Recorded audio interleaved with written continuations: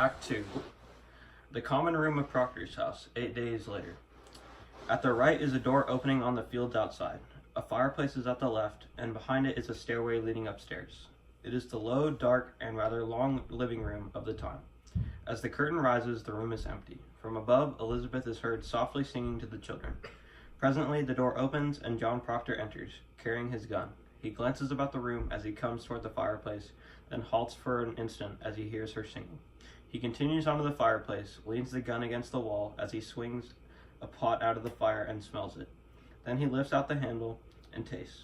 He is not quite pleased. He reaches to a cupboard, takes a pinch of salt, and drops it into the pot. As he is tasting again, her footsteps are heard on the stair. He swings the pot into the fireplace and goes to a basin and washes his hands and face. Elizabeth enters.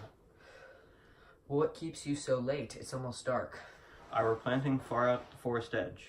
Oh, you're done then. The farm is seated. The boys asleep? They will be soon. Pray now for a fair summer. Are you well today? I am. It is a rabbit. Oh, is it? In Jonathan's trap? No. She walked into the house this afternoon. I found her sitting in the corner like she come to visit. Oh, that's a good sign walking in. Pray God. It hurt my heart to strip her. Poor rabbit. It's well seasoned. I took great care. She's tender? I think we'll see green fields soon. It's warm as blood beneath the clods. That's well. If the crop is good, I'll buy George Jacob's heifer. How would that please you? It would. I mean to please you, Elizabeth. I know it, John.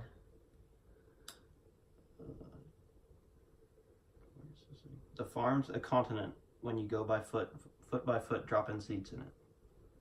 It must be. You ought to bring some flowers in the house. Oh, I forgot. I will tomorrow. It's winter in here yet. On Sunday, let you come with me, and we'll walk the farm together. I never see such a load of flowers on earth. Lilacs have a purple smell. Lilac is the smell of nightfall, I think. Massachusetts is a beauty in the spring. It is. I think you're sad again, are you? You come so late. I thought you'd gone to Salem this afternoon. Why? I have no business in Salem. You did speak of going earlier this week. I thought better of it since. Mary Warren's there today. Why'd you let her? You heard me forbid her to go to Salem anymore. I couldn't stop her. It is a fault. It is a fault. You're the mistress here, not Mary Warren. She frightened all my strength away. How may the mouse frighten you, Elizabeth? You? It is a mouse no more. I forbid her go, and she raises up her chin like the daughter of a prince and lays to me. I must go to Salem, good Proctor. I am an official of the court. Court? What court? It is a proper court they have now. They've sent 4 judges out of Boston, she says, waiting magistrates of the general court, and at the head sits the deputy governor of the province. Why? She's mad. I would to God she were. There be 14 people in jail now, she says, and they'll be tried, and the court have power to hang them too, she says. They'd never hang. The deputy governor promised hanging. If they'll not confess. John, the town's gone wild, I think. She speaks of Abigail, and I thought she were a saint to hear her. Abigail brings the other girls into the court, and where she walks, the crowd will part like the sea for Israel. The folks are brought before them, and if they scream and howl and fall to the floor, the person's clapped in the jail for bewitching them. Oh, it is a black mischief. I think you must go to Salem, John. I think so. You must tell them it is a fraud. It is surely. Let you go to Ezekiel Shiver. He knows you well, and tell him what she said to you last week in her uncle's house. She said it had naught to do with witchcraft, did she not? She did. Now. God forbid you keep that from the court, John. I think they must be told. They must. It is a wonder they do believe her. I would go to Salem now, John. I let you go tonight. I'll think on it. You cannot keep it, John. I know I cannot keep it. I say I will think on it. Good, then, let you think on it. I am only wondering how I may prove what she told me. Elizabeth, if the girl's a saint now, I think it is not easy to prove she's fraud. And the town gone so silly. She told me in the room alone. I have no proof for it. You were alone with her? For a moment only. A. Why then, it is not as you told me. For a moment, I say. The others come in soon after. Do as you wish then. Woman, I'll not have your suspicion anymore. I have no. I'll have not it. Then let you not earn it. You doubt me yet. John, if it were not Abigail that you must go to hurt, would you falter now? I think not. Now look, you. I see what I see, John. You will not judge me more, Elizabeth. I have good reason to think before I charge fraud on Abigail, and I will think on it. Let you look to your own improvement before you go to judge your husband any more. I have forgot Abigail, And I. Spare me. You forget nothing and forgive nothing. Learn charity, woman. I have gone tiptoe in this house all 7 months since she is gone. Have not moved from there to there without I think to please you, and still an everlasting funeral marches round your heart. I cannot speak, but I am doubted, every moment judged for lies, as though I come into a court when I come into this house. John, you are not open with me. You saw her with a crowd, you said. Now you. I'll plead my honesty no more, Elizabeth. John, I am only... No more. I should have roared you down when you first told me your suspicion, but I wilted, and, like a Christian, I confessed. Some dream I must have mistaken you for God that day. But you're not, and let you remember it. Let you look sometimes for the goodness in me, and judge me not. I do not judge you. The magistrate sits in your heart that judges you. I never thought you but a good man, John, only somewhat bewildered. Oh, Elizabeth, your justice would freeze beer. Oh, Elizabeth, how do you go to Salem when I forbid it? Do you mock me? I'll whip you if you dare to leave this house again. I am sick, Mr. Proctor. Pray, hurt me not. My insides are all shuddery. I am in the proceedings all day, sir. And what of these proceedings here? When will you proceed to keep this house, as you were paid £9 a year to do, and my wife not wholly well? I made a gift for you today, Goody Proctor. I had to sit long hours in chair and pass time with sewing. Why, thank you. It's a fair puppet. We all must love each other now, Goody Proctor. Indeed we must. I'll get up early in the morning and clean the house. I must sleep now. Mary, is it true? There be 14 women arrested. No, sir, there be 39 now. Why, she's weeping. What ails you, child? Goody Osborne will hang. Hang, you say? Aye. The deputy governor will permit it. He sentenced her, he must, but not Sarah. Not Sarah Good, for Sarah Good confessed, you see. Confessed? To what? That she sometimes made a compact with Lucifer and wrote her name on his black book with her blood, and bound herself to torment Christians till God's thrown down, and we all must worship hell forevermore. But surely you must know what a jabberer she is. Did you tell them that? Mr. Proctor, in open court she near choked us all to death. How? Choked you? She sent her spirit out. Oh, Mary, surely you.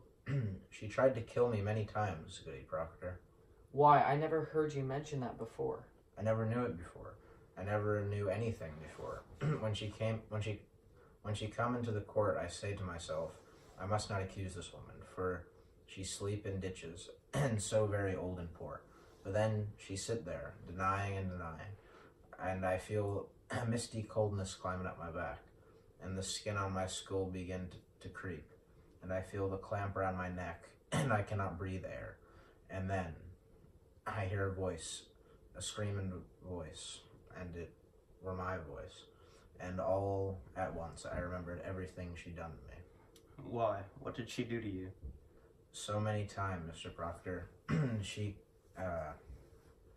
come to this door begging, bread and a cup of cider, and I mark this. Whenever I turned her away empty, she mumbled. Mumbled, she may mumble if she's hungry. You must remember, Goody Proctor, last Last month, a Monday, I think, she walked away, and I thought my guts would burst for 2 days after. Do you remember it? Why? I think, but And so I told that to Judge Hathorne, and he asks her, Sarah, Sarah Good, says he, what curse do you mumble that this girl must fall sick after turning you away? And she replies, mimicking an old crone, why, your excellence, no curse at all. I only say my commandments, and I hope I may say my commandments. and that's an upright answer. Aye, but then Judge Hathorne says, recite for us your commandments. And all of the 10, she could not say a single one. She never knew no commandments, and they had her in a flat lie. And so condemned her? Why, they must, when she condemned herself. But the proof. I told you, the proof, it's hard proof, hard as a rock, the judges said. You will not go to court again, Mary Warren. I must tell you, sir, I will be gone every day now. I am amazed you do not see what weighty work we do. What work you do? It's strange work for a Christian girl to hang old women. But Mr. Proctor, they will not hang them. But Mr. Proctor, they will not hang them if they confess. Sarah Good will only sit in jail sometime. Here's a wonder for you. Think on this. Goody Good is pregnant. Pregnant? Are they mad? The woman's near to 60. They have Dr. Griggs examine her, and she's full to the brim and smoking a pipe all these years, and no husband either. But she's safe, thank God, for they'll not hurt the innocent child.